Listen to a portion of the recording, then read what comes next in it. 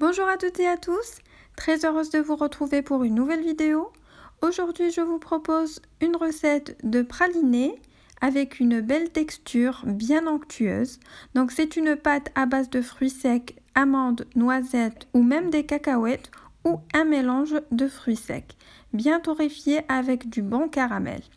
Il peut être utilisé dans plusieurs desserts, gâteaux, entremets, de la pâtisserie. Donc il se vend tout prêt dans les commerces, mais il reste un peu cher. Aujourd'hui, je vous propose une recette avec tous les secrets pour bien le réussir. Sans trop tarder, on passe aux ingrédients et la recette. Donc pour la réalisation du praliné, on aura besoin de 2 ingrédients de base. Donc une mesure de fruits secs de votre choix, amandes, noisettes ou cacahuètes ou un mélange de fruits secs et une mesure de sucre cristallisé. Donc pour moi, j'avais pris des amandes effilées car c'est ce que j'avais à la maison. Mais il est préférable de prendre des fruits secs entières car elles contiennent une plus grande quantité d'huile et c'est très important dans notre recette. Moi, j'ai dû rajouter une cuillère à soupe d'huile végétale. Donc, vous pouvez aussi rajouter une cuillère à café de vanille pour aromatiser votre praliné, mais ça reste facultatif. Donc, j'ai commencé par griller mes amandes effilées, comme vous le voyez. Ils sont déjà grillés. Maintenant, je vais préparer mon caramel. Donc, je vais prendre le sucre et je vais verser la moitié dans une casserole. Donc, je vais le faire fondre à petit feu. Donc, il faut vraiment que le feu soit doux, sinon votre caramel va se brûler. Donc, je le laisse se fondre tranquillement et je déplace à chaque fois le sucre qui n'est pas encore fondu sur le sucre fondu, comme ceci. Une fois la première quantité a fondu, je rajoute le reste du verre et je fais bouger le sucre qui n'est pas encore fondu, comme ceci. La préparation se fait toujours sur un feu vraiment doux. Une fois le sucre a bien fondu et que le caramel a acquis une belle coloration comme celle-ci, cela veut dire que votre caramel est bien prêt.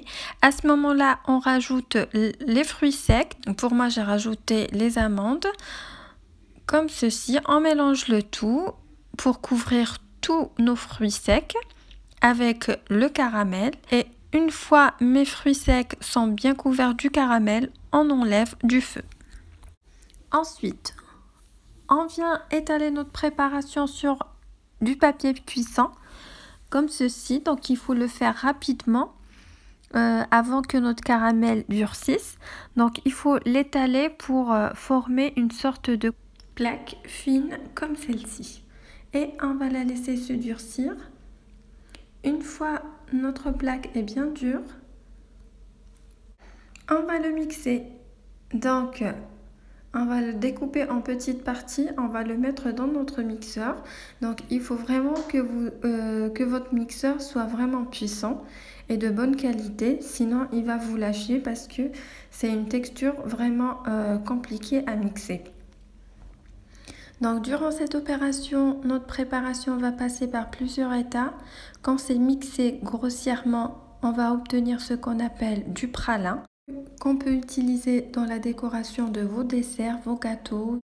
Ensuite, ça va devenir comme une pâte.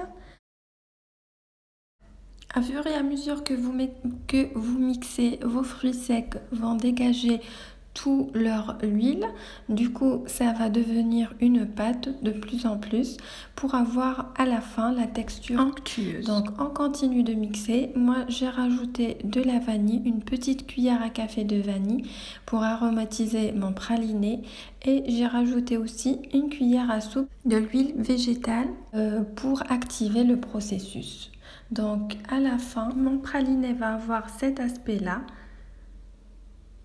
Voilà. Donc, il est prêt pour une utilisation dans vos desserts et toutes vos pâtisseries. On va juste bien le conserver dans une boîte bien fermée et vous pouvez l'utiliser le temps qui vous plaît.